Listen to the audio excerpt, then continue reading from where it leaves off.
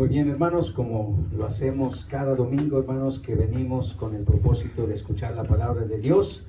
Póngase de pie y tome sus Biblias en su mano derecha y vamos a recitar nuestro credo dominical para prepararnos y escuchar la santa, la pura, la infalible, la siempre perfecta palabra de Dios. Así que tome sus Biblias en su mano derecha y dígale al Señor: esta es la palabra de Dios, y cuando se abra, estaré atento para escucharla, reverente para oírla, emocionado para aprenderla y sensible para recibirla. Que Dios bendiga su palabra. Amén. Gloria a Dios. Vamos a volver en esta tarde, hermanos, al segundo libro de Samuel, por segunda ocasión y por tercera ocasión, viendo al mismo personaje, David. David, hermanos, es un hombre que vale la pena seguir sus pasos en las Escrituras, porque David, hermanos, nos muestra la realidad de nuestra vida como hombres, como seres humanos y como creyentes también. Hay etapas de la vida de David que son un gran ejemplo a seguir, una motivación, hermanos, para serle fiel al Señor.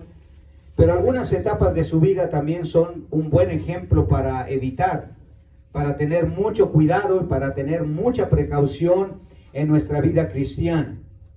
Una de esas etapas en las cuales el Señor nos enseña por medio de la vida de David, hermanos, a considerar seriamente, hermanos, la etapa de la vida de David aquí, es por todas las situaciones que se dieron, hermanos, en la vida de David, que creo que cada uno de nosotros no desearía en ningún momento, por supuesto, llegar a esas circunstancias.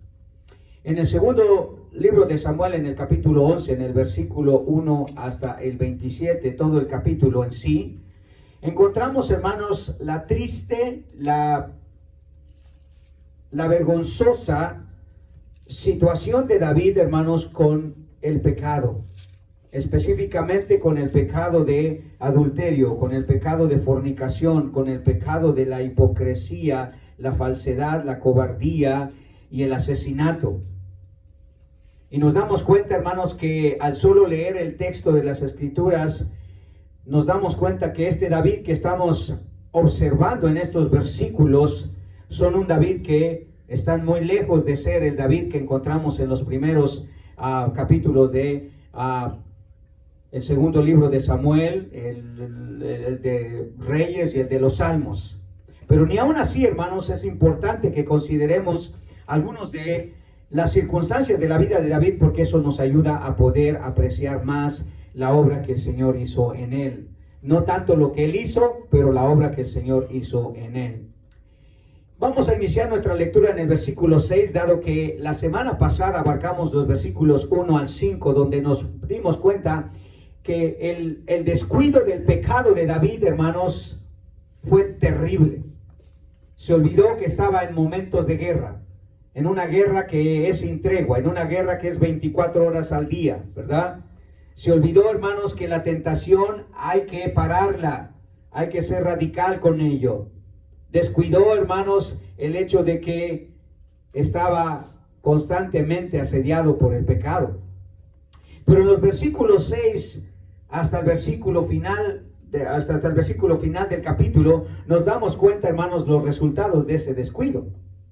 Los resultados de ese descuido. Lea conmigo lo que dice el versículo 6. Entonces David envió a decir a Joab: envíame a Urías Eteo. Y Joab envió a Urías a David. Cuando Urías vino a él, David le preguntó por la salud de Joab y por la salud del pueblo y por el estado de la guerra. Después dijo David a Urías: desciende a tu casa y lava tus pies. Y saliendo Urías de la casa del rey, le fue enviado presente de la mesa real. Mas Urías durmió a la puerta de la casa del rey con todos los siervos de su señor y no descendió a su casa. E hicieron saber esto a David, diciendo: Urías no ha descendido a su casa. Y dijo David a Urías: ¿no has venido de camino? ¿Por qué pues no descendiste a tu casa? Urías respondió a David: el arca e Israel y Judá están bajo tiendas, y mi señor Joab y los siervos de mi señor en el campo. ¿Y había yo de entrar en mi casa para comer y beber y a dormir con mi mujer? Por vida tuya y por vida de tu alma, que yo no haré tal cosa. David dijo a Urías, quédate aquí aún hoy y mañana te despacharé. Y se quedó Urías en Jerusalén aquel día y el siguiente. Y David lo convidó a comer y a beber con él hasta embriagarlo. Y él salió a la tarde a dormir en su cama con los siervos de su señor, mas no descendió a su casa.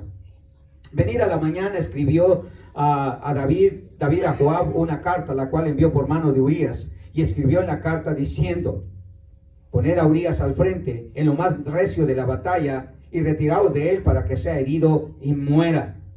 Así fue que cuando Joab sitió la ciudad, puso a Urías en el lugar donde sabía que estaban los hombres más valientes. Y saliendo luego los de la ciudad, pelearon contra Joab y cayeron algunos del ejército de los siervos de David. Y murió también Urías Eteo. Entonces Joab hizo saber a David todos los asuntos de la guerra. Y mandó al mensajero diciendo, cuando acabes de contar al rey todos los asuntos de la guerra, si el rey comenzara a enojarse y te dijere, ¿por qué os acercaste demasiado a la ciudad para combatir? ¿No sabías que los que suelen arrojar desde el muro? ¿Quién hirió a Abimelech, hijo de Jorobal? ¿No echó lo que suelen arrojar desde el muro? ¿No echó una mujer del muro un pedazo de una rueda de molino y murió en Tebes? ¿Por qué os acercaste tanto al muro? Entonces tú le dirás, también tu siervo Urías Eteo es muerto.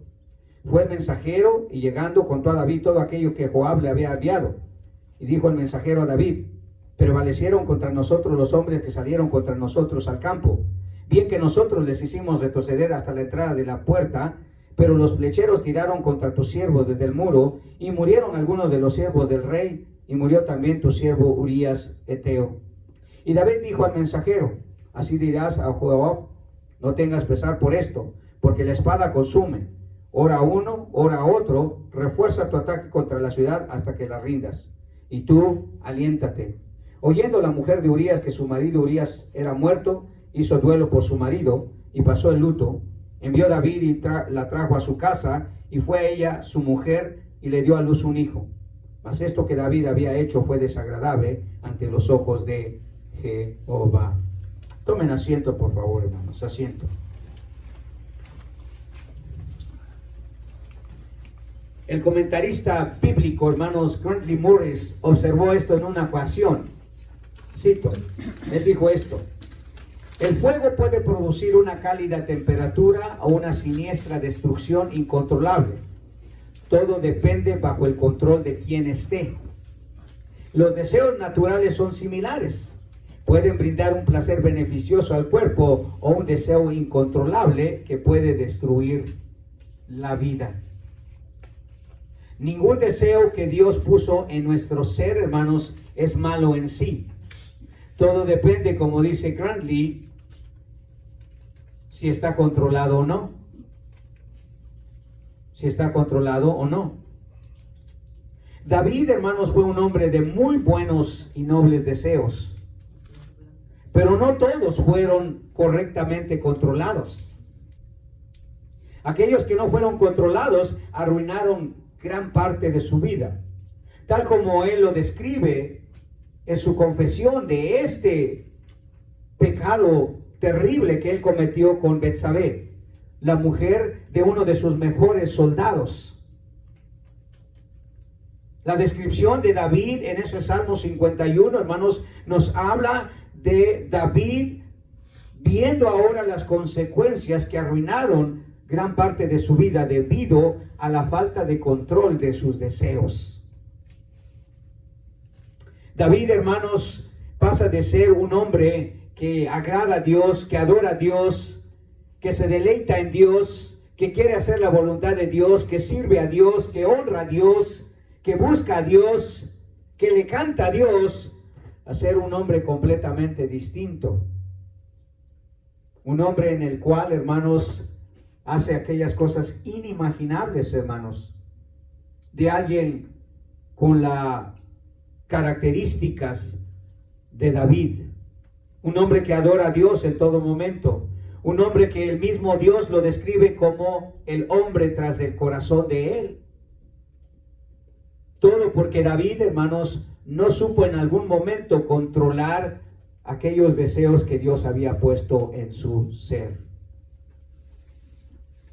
Lo que aprendimos, hermanos, de la vida de David es que el descuido de David, hermanos, no solo lo llevó al pecado, tal como lo describe el versículo 1 al 5 de segunda de Samuel 12, sino que su pecado lo llevó a serios deseos descontrolados, hermanos, que afectaron su vida por todos lados. Por todos lados, hermanos, le surgieron problemas y dificultades, hermanos, a David, porque él descuidó, hermanos, el efecto, la presencia del pecado en su vida. Y por supuesto, hermanos, nos damos cuenta que la experiencia de David nos ha dejado una lección importante para nuestras vidas. Tanto su confesión humillante, descrita en el Salmo número 51, como su descuido hacia el pecado, descrito en los versículos 1 al 5 del capítulo 12 que acabamos de leer, cuando vio a esa mujer que se estaba bañando, la tomó a pesar de estar casada y cometió adulterio y fornicación con ella. Su experiencia, hermanos, nos enseña que nosotros no podemos descuidar nuestra vida espiritual. Y su humillante confesión que él hace en el Salmo número 51, nos damos cuenta, hermanos, de lo terrible que fueron las consecuencias de su pecado, tanto en su vida familiar, como en su vida emocional, como en su vida espiritual. David nunca fue el mismo. Es verdad que se convirtió en un gran adorador de Dios, pero las consecuencias, las huellas del pecado, hermanos, nunca se borraron en la vida de David. Entonces, la vida de David, hermanos, es una lección que nosotros podríamos llamar un cristiano completamente desorientado por su pecado. Un cristiano completamente desorientado por su pecado. Cada vez que el pecado ha hecho presa, hermanos, de los hombres o de las mujeres, normalmente comienza un desliz hacia una desorientación terrible. Y a David le sucedió exactamente eso. En los versículos que acabamos de leer, hermanos, vemos a un David completamente desorientado a causa de su pecado. En vez de solucionar la situación de su pecado, en vez de tratar de buscar al Señor correctamente en su pecado, empezó a vivir una serie o a hacer una serie de decisiones, hermanos, que complicaron cada vez más su vida, que lo desorientaron cada vez más de la línea, hermanos, que lo lleva hacia Dios. Se convirtió en un cristiano completamente desorientado por su pecado. Y eso hace el pecado, hermanos. Desorienta a la gente. Por eso el Señor nos pide que nos mantengamos en línea, en el camino derecho, que no nos voltemos ni a diestra ni a siniestra. Porque la desorientación espiritual es muy similar a la desorientación psicológica o mental, hermano. ¿Ha visto la gente desorientada? O la gente que no está bien de su mente, pues. ¿Qué hace? Hace cosas irrazonables. Hace cosas completamente fuera de la realidad. Hablan solos. Caminan solos. Bailan solos. Hacen cosas terribles incluso. Porque cuando una persona está desorientada mentalmente, hermanos, es capaz de hacer las peores cosas, mentalmente hablando o físicamente hablando. Bueno, lo mismo sucede cuando el desoriento viene por causa del pecado, hermanos. Quizá incluso es aún peor, porque nos lleva a hacer cosas, hermanos, que nunca pensamos que íbamos a hacer. Nos lleva a actuar de maneras, hermanos, que nunca pensamos que íbamos a actuar. Y el caso de David, hermanos, es sinceramente, hermanos, es extraordinario en ese sentido. Porque hay uno de mis héroes favoritos, por decirlo en la Biblia, y uno de ellos es David. Pero su experiencia en este momento, hermanos, de su vida, es un llamado de atención para todos nosotros. Porque cuando nosotros, hermanos, nos descuidamos del pecado, lo cometemos, empieza, hermanos, una avalancha de desorientación espiritual, teológica, doctrinal, cristológica, hermanos, inimaginable, inimaginable. Y nos volvemos, hermanos, cristianos completamente desorientados por causa de nuestro pecado. Como dije, a David su descuido lo llevó al pecado y su pecado lo llevó a actuar como un creyente completamente desorientado. David pasó de ser el hombre tras el corazón de Dios, hermanos, a ser el hombre que desagradó completamente a Dios, tal como lo dice el versículo 26, mas esto que David había hecho fue desagradable ante los ojos de Jehová. Mire, aquí teníamos un cristiano, hermanos, entregado, dedicado, devoto, en la cúspide de su vida espiritual, y una miradita, un descuido, hermanos, lo llevó, hermanos, a pasar de ser el hombre tras el corazón de Dios al hombre que completamente desagradó a Dios. Y ese caso puede ser el suyo, el mío, el de cualquier cristiano, hermanos. Por eso tenemos que tener mucho cuidado con el pecado. Mucho cuidado con el pecado. El gran poeta Joseph Allens escribió esto en una cierta ocasión, creo hablando sobre la vida de David. Dice él: hombre miserable, qué monstruo deformado te ha hecho el pecado. Dios te hizo un poco menor que los ángeles, hablando de la gloria, de la majestad, de la perfección con que el Dios hizo al hombre. Dice, lo ha hecho un poco menor. O sea, somos quizá lo único que nos diferencia entre los ángeles y nosotros, hermanos, es que nosotros no tenemos la habilidad de poder tener esa invisibilidad que los ángeles tienen. Pero fuera de ello somos superiores a los ángeles. Pero dice Joseph Allens: oh hombre miserable, qué monstruo deformado te ha hecho el pecado. Dios te hizo un poco menor que los ángeles, pero el pecado te ha hecho menor que los demonios. O sea, eres bien poquito antes de ser un malvado demonio. Y hay cristianos demonios, hermanos. No hay demonios cristianos, pero sí hay cristianos demonios. ¿Por qué? Porque el pecado tiene el poder, hermano, para hacer eso. ¿Cómo ve a David, hermanos, entrando a la casa de Dios, adorándolo, tal como dice el Salmo 100, ¿verdad? Pero ver a David también entrar a su lugar de descanso, hacia su cuarto, hacia su lugar más secreto, planeando, hermanos, la muerte de uno de sus mejores oficiales. Todo por causa de su pecado. El pecado desorientó a David, hermanos.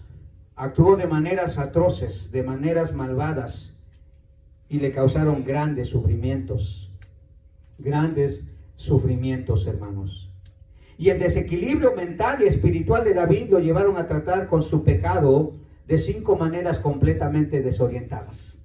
O irrazonables, si usted quiere. O irracionales, si usted quiere. 5 maneras completamente desorientadas.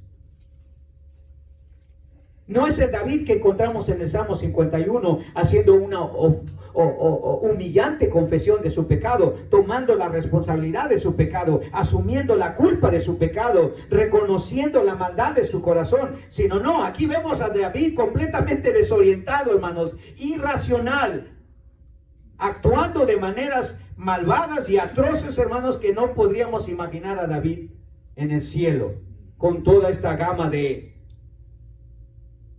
cosas que él hizo, que él planeó, con toda la alevosía y con toda la ventaja. Hoy David, si apareciera en un tribunal de nuestros días, hermanos, no podría ser exonerado bajo ninguna circunstancia. Sería encontrado culpable, hermanos, de varios cargos, y el primero de ellos es muerte en primer grado.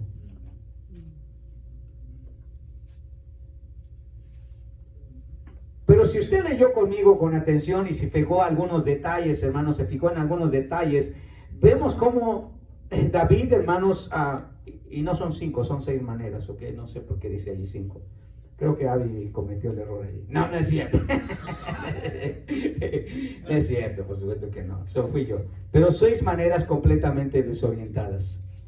Es que le agregó una extra ya faltando el minuto. Y uno diría, pero ¿cómo llegó a David allí? ¿Cómo? Bueno, primero vimos su descuido, ¿verdad? Su descuido.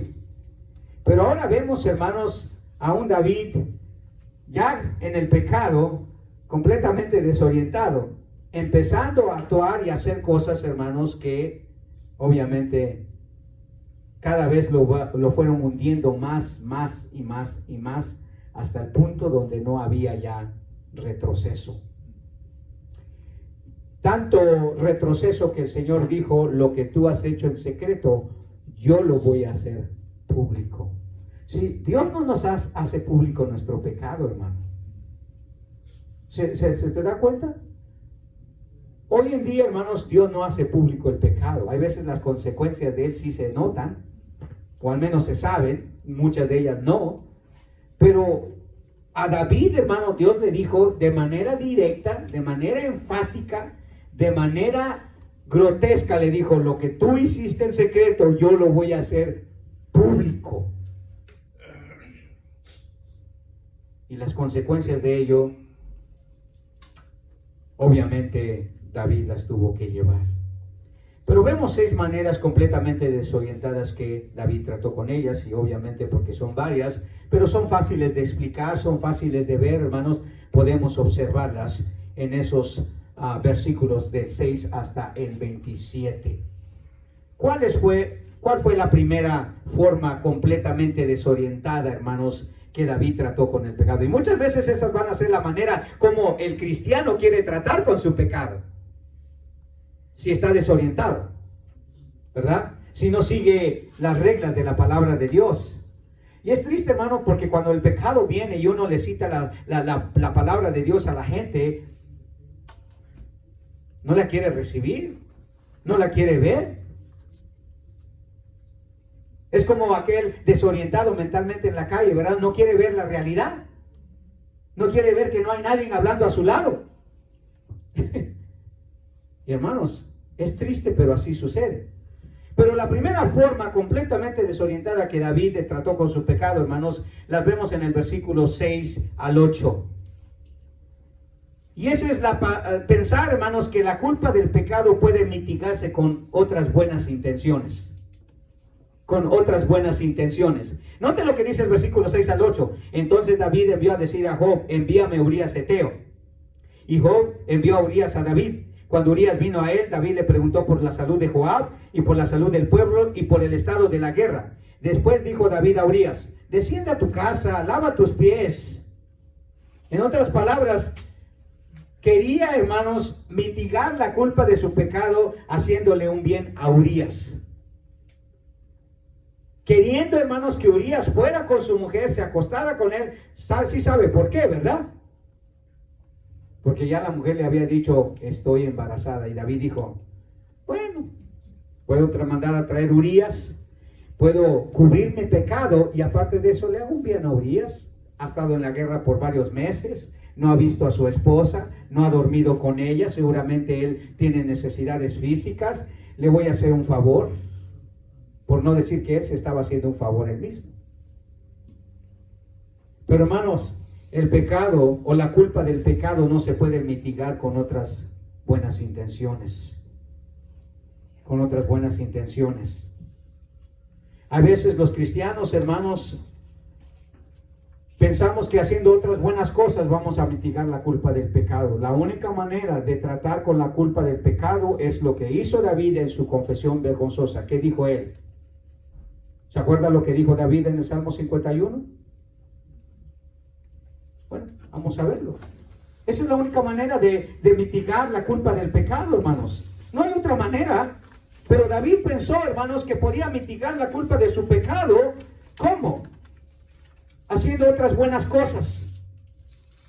Él dice, lávame más y más de mi maldad, límpiame de mi pecado, porque yo reconozco mis rebeliones y mi pecado está delante de mí. Contra ti solo he pecado y he hecho lo malo ante tus ojos, para que sea reconocido justo en tu palabra y tenido por puro en tu juicio. He aquí en maldad he nacido, en pecado me ha concebido mi madre. He aquí tú quieres la verdad en lo íntimo y en lo secreto me has hecho comprender sabiduría. Quita mi pecado con hisopo y seré limpio. Lávame y seré más blanco que la nieve. David, hermanos, se olvidó, hermanos, que uno no puede pensar que Dios va a mitigar la culpa de su pecado, hermanos, haciendo buenas obras, teniendo buenas intenciones con otros. No podemos hacer eso, hermanos. El pecado, la única manera de mitigar su culpa es asumirla y confesarla. Es humillante a veces porque tenemos que reconocer. Si usted ve a David, le dijimos cómo David constantemente dice: mis pecados, mis rebeliones, mis transgresiones, mi iniquidad, mi maldad, mi pecado. No digo el pecado de Betsabé, el pecado de Dios. ¿Para qué me hizo para qué me dio una mujer como esa? No, él asumió su culpa. Dice, incluso yo te podría ofrecer sacrificios. Pero dice, no es lo que quieres. O sea, no voy a borrar mi culpa con otras buenas intenciones.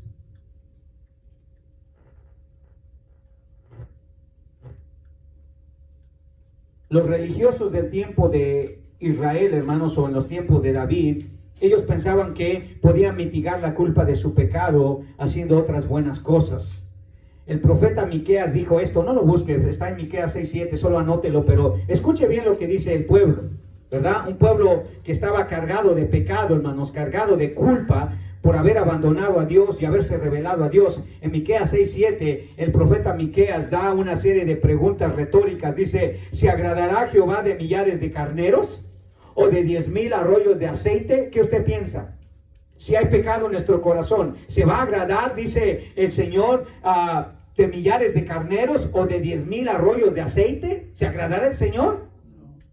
¿Mitigaremos nuestra culpa ofreciendo un montón de sacrificios? Tratándonos de portarnos bien en otra área, pero en esta área no importa. Dice el profeta Miqueas, fíjese bien hasta qué punto habían llegado estos hombres, ¿ok? Daré mi primogénito por mi rebelión, el fruto de mis entrañas por el pecado de mi alma.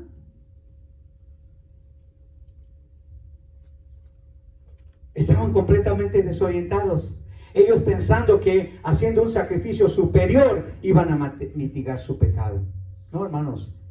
La única manera de mitigar el pecado es asumir la responsabilidad y decir lo que David confesó humillantemente. Yo soy el culpable, yo asumo la responsabilidad, yo tengo que tratar con mi pecado y si hay consecuencias, lo tengo que llevar. Y las llevó, lamentablemente, David. Pero hermanos, no podemos pensar que la culpa del pecado se puede mitigarse con otras buenas intenciones. David trajo a Urías, hermanos, para que durmiera con su mujer como un gesto de bondad. Aquí tenemos al gran rey, al gran adúltero, al gran pecador, tratando de hacer algo bueno por su soldado. Pero en el fondo, hermanos, era culpable. Ya era culpable. Eso de haber traído a Urías para que Urías se deleitara con su esposa, para que durmiera con ella, para que estuviera un momento con ella en tiempos de guerra, pensó que eso iba a poder ayudar. Pero como dice el dicho vulgar, ¿verdad? Le salió el tiro por la culata, porque Urías dice que ¿qué? No se fue con su mujer. Y es más, le reclamó Urías, dice, óyeme, ¿piensas tú que yo puedo dormir con mi mujer? Yo creo que para eso fue como un alde de agua fría para David, hablarle de dormir con su mujer. Yo puedo dormir con mi mujer, puedo deleitarme en ella, puedo estar tranquilo cuando las cosas de Dios son una prioridad para nosotros. El arca de pacto, dice, ha sido tomada. Los siervos del rey están siendo asediados, dice. ¿Cómo puedes pedirme una cosa así? A veces pensamos, hermanos, que hacer cosas buenas mitigan la culpa del pecado. Es por eso que la Iglesia Católica tuvo una gran entrada económica por los años 1300 al 1500, hermanos, porque vendió indulgencias. ¿Saben lo que las indulgencias eran realmente? Eran hacer buenas cosas, hermanos, para mitigar de alguna manera la consecuencia, la condenación del pecado, la culpa del pecado. Reza 3 Padres Nuestros. Aunque reces millones de Padres Nuestros, hermano, no vas a mitigar la culpa del pecado. Porque a menos que profundamente te humilles y reconozca que solo Cristo pudo llevar el pecado de tu alma y no reconozcas tu responsabilidad del pecado, no hay cosa que hacer, hermano. No hay cosa que hacer. Y David desorientadamente pensaba, hermano, si traigo a Urías y le hago un favor, eso a lo mejor va a mitigar mi culpa. No voy a ser entrado culpable de haber embarazado a esta mujer. Puedo echarle la culpa a Urías. O no echarle la culpa, pero puedo decir, bueno, Urías vino. A lo mejor ese niño es de Urías, no es mío. Sí, David estaba pensando completamente como un loco, hermano. Como un desorientado. Entonces, un cristiano desorientado por su pecado, hermano, va a tratar de pensar que la culpa se puede mitigar con otras buenas intenciones. Segundo, una segunda forma totalmente desorientada y errada que David quiso tratar con su pecado fue, hermanos, en el versículo 9 y 10. Mire lo que dice. Ponga atención a lo que dice, porque esto es muy importante. Mas Urías durmió a la puerta de la casa del rey con todos los siervos. O sea, falló su primer intención. Su primera buena acción falló. Dijo, pues voy a la iglesia y así No. Hermanos, doy allí una ofrendita para... No. Falló. Y miren lo que sucedió después. Por eso le digo yo, David estaba desorientado, hermanos, y cada vez sus decisiones iban de mal en peor. Dice, mas Urías durmió a la puerta de la casa del rey con todos los siervos de su señor y no descendió a su casa. E hicieron saber esto a David diciendo, Urías no ha descendido a su casa. Y dijo David a Urías, ¿no has venido de camino? ¿Por qué pues no descendiste a tu casa? Y la segunda forma desorientada, hermanos, que David quiso tratar con su pecado fue que quiso disminuir la maldad de su pecado con buenas intenciones para ocultarlo. O sea, casi está obligando a Urías a tomar el lugar de él e ir con su mujer. Le dijo, hey, tú, ¿qué no quieres estar con tu esposa? ¿Qué no quieres estar con tu familia? Bueno, no sé si todavía tenían familia y parece que no. Pero ¿no quieres estar con tu esposa? ¿No quieres ir a dormir con ella? ¿No quieres estar con ella? ¿Por qué no vas? Ándale, yo te doy permiso. Pero otra vez, la intención de David era que Urías estuviera con su mujer para que él pudiera ser librado de su culpa, para que él pudiera ocultar su maldad. Si Urías hubiera descendido, hubiera estado con Betsabé, la historia hubiera sido distinta, hermano. Distinta, digo, para David, pero no distinta para Dios, que es el que ve todas las cosas, ¿verdad? Pero David, hermanos, quiso disminuir la maldad de su pecado con buenas intenciones para ocultarlo, para que no se supiera quién era el verdadero padre de este hijo. Pero fue tan desorientada la decisión de David, hermanos, que más tarde vemos, hermanos, cómo él se duele por la muerte de ese hijo que él quiso ocultar, ¿verdad? Que él quiso, hermanos, evadir. Le dolió, hermanos, le dolió, porque nosotros ni podemos, hermanos, pensar que la culpa de nuestro pecado se puede mitigar haciendo buenas cosas, teniendo buenas intenciones, ni tampoco podemos disminuir la gravedad de nuestra maldad, hermanos, y podemos ocultarla con buenas intenciones. Eso es lo que hace, hermanos, escuche bien, eso es lo que hace la diferencia entre el cristianismo y cualquier otra religión. Escuche bien.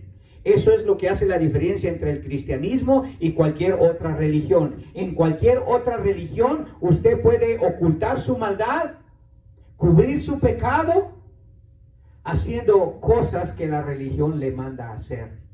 Haga penitencia, váyase de rodillas o qué sé yo, o lacérese.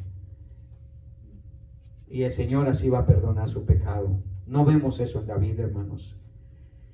David tuvo que hacer una confesión humillante y reconocer que su vida era un completo desastre por haber ocultado su pecado. Pero él quería obligar, fíjese bien, quería obligar a Urías, hermanos, a hacerse responsable de lo que él era responsable. Y así es el pecado, hermano, lo desorienta a usted, y lo primero que hace el pecado al desorientarlo es quererle echarle la culpa a los otros, ¿verdad? It's my mom, it's my dad, it's my brother, it's my sister.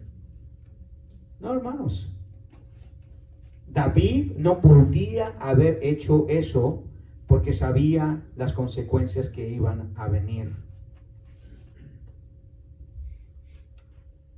Dice en el versículo 9 que Urías durmió a la puerta de la casa del rey con todos sus siervos del Señor y no descendió a su casa. Quizá eso fue lo que más le molestó a David, hermano. Este hombre estaba mostrando una integridad, una fidelidad, una ética, hermanos, que David ahora no tenía. Y por eso casi lo estaba obligando a tomar la culpa que él debería de llevar. Estaba frente a un hombre, hermanos, que le estaba demostrando que la moralidad y la ética, la integridad, la fidelidad, la consagración, hermanos, eran más importantes, hermanos. Lo fue en un tiempo para la vida de David, hermanos, pero en este momento, hermanos, él quería disminuir la maldad de su pecado con unas buenas intenciones. Pero el pecado no se trata tampoco así. David no dijo eso, o David no hizo eso cuando confesó su pecado, por supuesto, mucho tiempo después. La confesión de David que encontramos en el Salmo 51, la mayoría de los eruditos piensan que no sucedió hasta después de un par de años posiblemente. O quizá más o menos, pero el caso es, hermanos, es que le tomó a David, hermanos, un gran tiempo entender, hermanos, que él no podía disminuir la maldad de su pecado haciendo buenas intenciones para ocultarlo. No podía. Tenía que haberse dado en ese momento. Y así es con nosotros, hermanos. No podemos disminuir la maldad de nuestro pecado. Pecado es pecado, y cuando incurrimos en ella, hermano, tenemos que asumir toda la responsabilidad y toda la culpa, toda la vergüenza posiblemente, todo el sufrimiento, toda la desorientación que sucede. Pero no podemos tomar acciones, hermanos, que van a empeorar la situación. Van a empeorar la situación. Porque tercero, note la tercera forma de tan desorientada con la que David quiso tratar la maldad de su pecado. Primero, pensó que la culpa podía mitigarse con buenas intenciones. Segundo, quería disminuir la maldad de su pecado con buenas intenciones. Pero mire por tercero, versículos 12 y 13.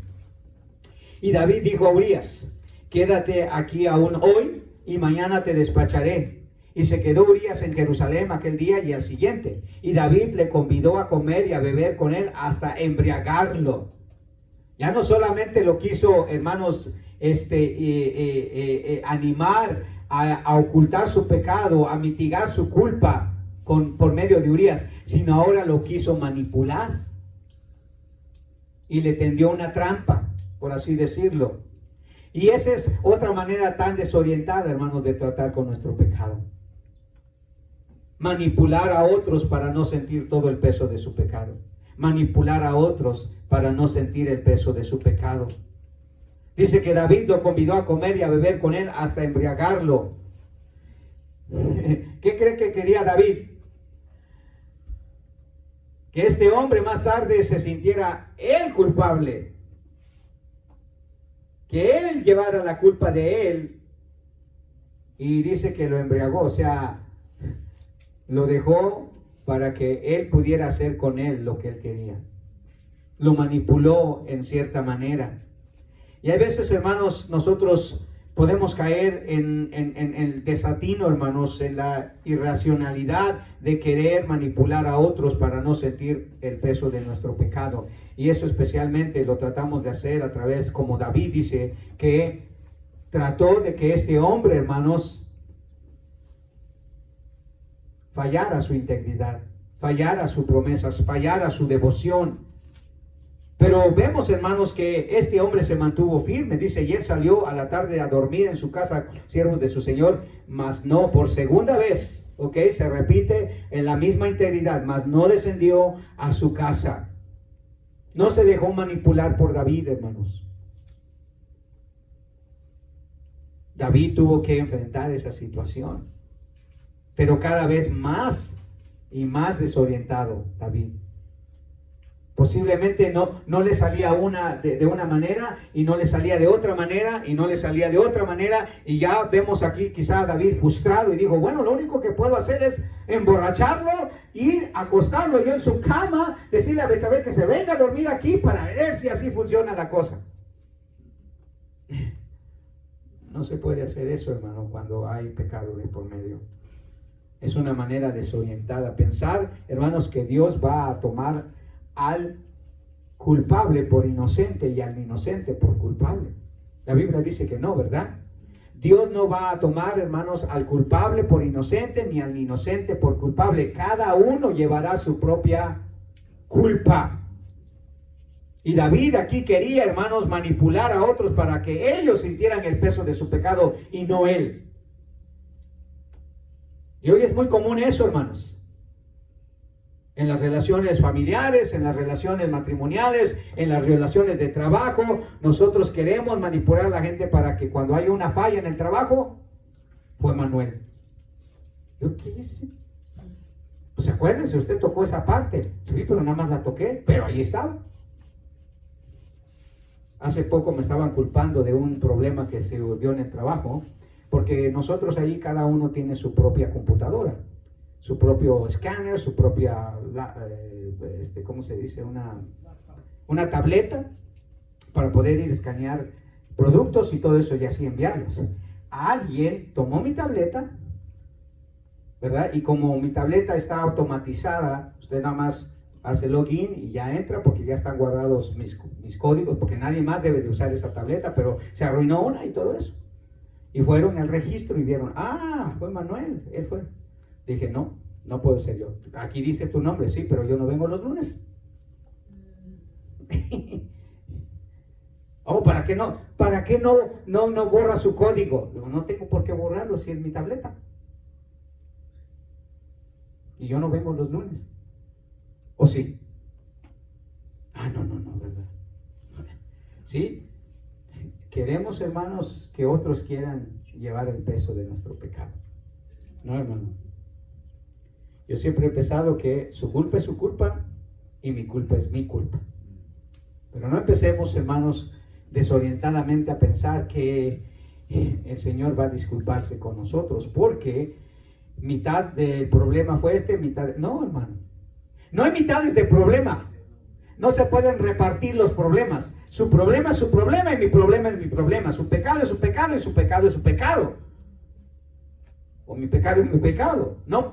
Pero David, hermanos, quiso manipular a este hombre, lo embriagó, dice, lo hizo a sentirse bien contento a la manera que él pudiera decir, ahora sí, David, me voy con mi mujer. Pero no, dice, salió a la tarde a dormir a su cama con los siervos del Señor, mas no descendió a su casa.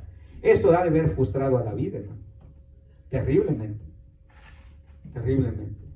Y no podemos hacer eso, hermanos. Es una forma muy desorientada, muy irracional de tratar con nuestro pecado. Cuarto, la cuarta forma en que David irrazonablemente trató de lidiar con su pecado, hermanos, fue encubrir su pecado de la manera más irrazonable posible. Versículo 14 al 18. Venida la mañana, escribió David a Joab una carta, la cual envió por mano de Urías, y escribió en la carta diciendo, poned a Urías enfrente en lo más recio de la batalla y retiraos de él para que sea herido y muera. Así fue que cuando Joab sitió a la ciudad, puso a Urías en el lugar donde sabía que estaban los hombres más valientes, y saliendo luego los de la ciudad pelearon contra Joab y cayeron algunos del ejército de los siervos de David, y murió también Urías Eteo. Entonces envió Joab e hizo saber a David todos los asuntos de la guerra. ¿Ve cómo se identifica esta desorientación, hermano? Primero a estos jóvenes hermanos desorientados mentalmente o gente desorientada, empiezan a hablar solos, empiezan a ver cosas que no son realidades y luego hay veces cometen atrocidades. Hemos escuchado tantas veces de estos vagabundos, hermanos, que están desorientados completamente mentalmente, apuñalando a personas, matando a personas, hiriendo a personas, agrediendo a personas. Hermanos, porque la desorientación que viene por causa de un problema mental, hermanos, eso va a llevar. Pero lo que causa, hermanos, el desoriento espiritual, por así decirlo, que el pecado causa en nosotros, hermanos, es peor. Mire David, hermanos, convirtiéndose en un vil asesino. De un gran siervo de Dios, de un gran hombre de Dios, a un asesino terrible. Asesinato. David dijo, no lo puedo manipular, no puedo que este se lleve la culpa de mi pecado, no puedo hacer que este hombre asuma el peso de mi pecado, la responsabilidad de mi pecado. Lo único que me queda que es que eliminarlo. Eliminarlo. O sea, ni modo, tiene que desaparecer. Pero eso es lo que hizo David, hermano. Nuestro pecado, hermano, siempre quiere ser ocultado, pero eso es la manera más irracional que podemos tratar con él. ¿Por qué? Porque el problema no es ocultarlo a la gente. El problema es que no lo podemos ocultar a Dios.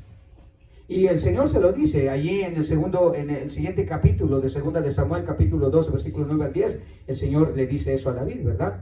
¿Por qué pues tuviste en poco la palabra de Jehová haciendo lo malo delante de sus ojos? A Urías Eteo heriste a espada y tomaste por mujer a su mujer y a él lo mataste con la espada de los hijos de Amón. Si el Señor le dijo, mira, pudiste encubrir el pecado, pero ante mí no. ¿Y cómo quería tratar David con su pecado? De la manera más irracional, de la manera más desorientada, de la manera más loca posible, mandando a matar al inocente, al más inocente de ese pecado. Fíjese bien, en vez de querer asumir la culpabilidad del más pecador o del más culpable de ese pecado, quiso tratar con el más inocente de ese pecado, Urías. Hermanos, el pecado hay veces, si nosotros no tratamos bien con él, va a caer sobre los más inocentes. En el adulterio de David, hermano, el más inocente fue Urías. Y después, su hijo, muerto a causa de su pecado. ¿Por qué? Porque él quiso encubrir su pecado de la manera más irracional. En vez de ir como en el Salmo 51 y decir, lávame, lávame más de mi pecado, límpiame, porque yo reconozco que he pecado. David le dice, no, ¿y por qué voy a pagar yo por eso? Que pague otro. Eso es lo que digo. Fíjese bien la mente tan perversa de David ya en este punto, hermano. Pensar que él se podía esconder de Dios y pensar, decir, bueno, ¿y por qué no paga Urías? Que pague Urías. Yo soy el rey, yo soy el escogido. A mí Dios me escogió especialmente para ser el rey. Yo soy intocable, soy el favorito de Dios. A mí no me puede hacer nada. Yo soy bueno. Soy el hombre tras el corazón de Dios. Sí, pero eres un vil pecador también. Y nunca lo vas a dejar de ser. Y David, hermanos, quería, hermanos, encubrir su pecado matando a Urías. Hermanos, está bien, hermanos, tratar con nuestro pecado con la muerte, pero no la muerte de otro pecador, sino la muerte de Cristo. Pero aquí el caso es completamente distinto, por supuesto. Encubrir, hermanos, el pecado de la manera más irracional. Matar, hermanos, no es la mejor solución. ¿Qué hace el cristiano cuando comete el pecado? Actúa de maneras irracionales.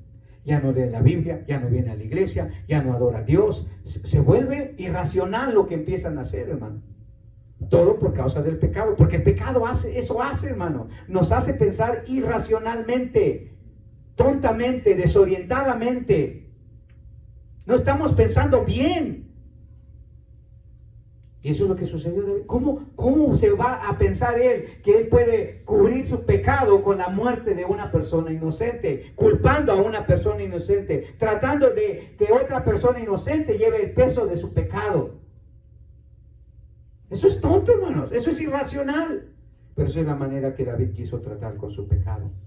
Y un cristiano desorientado, hermanos, va a hacer las cosas peores. En vez de mejorarlas, las va a hacer peores.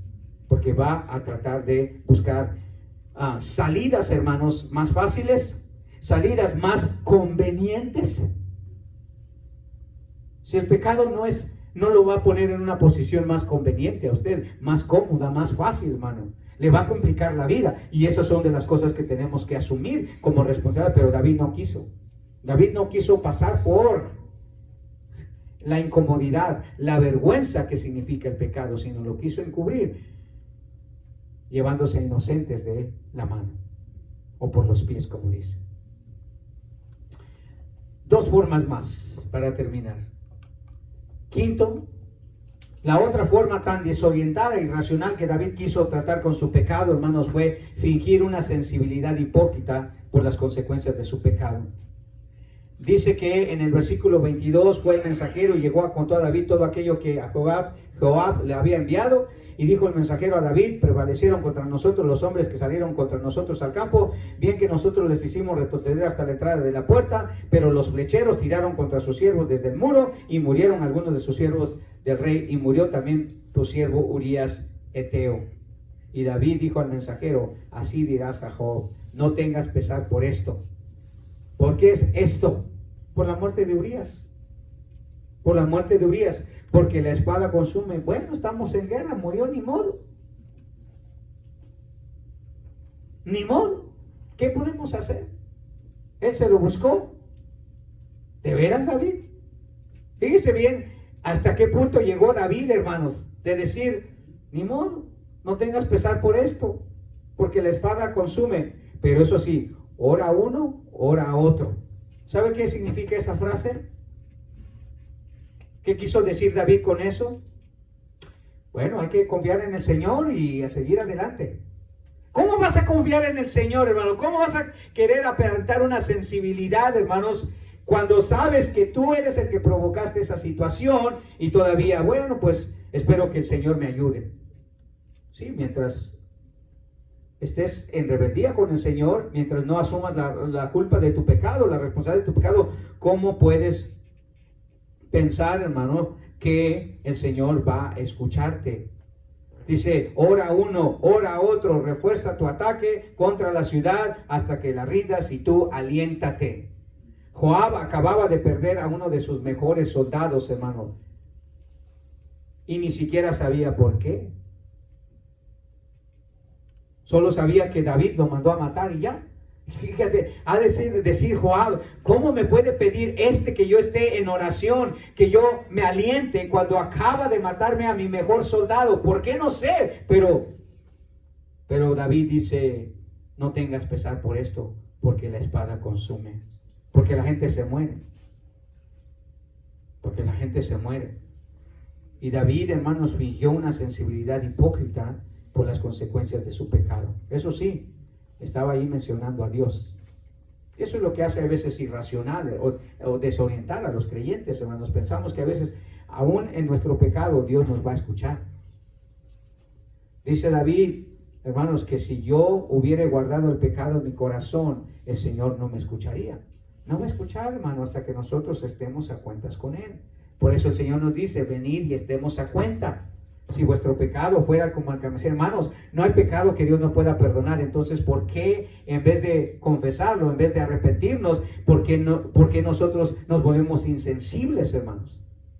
Y queremos aparentar una sensibilidad, hermanos, hacia Dios, pero una completa insensibilidad hacia aquellos que hemos dañado con nuestro pecado.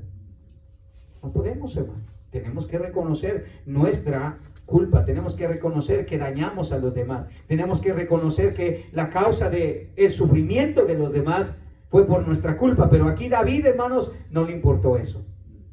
No le importó. Fingió que todavía estaba bien con Dios. Ora uno y ora otro, dice. O sea, ponte en oración constante. Ponte constantemente en oración, Joab.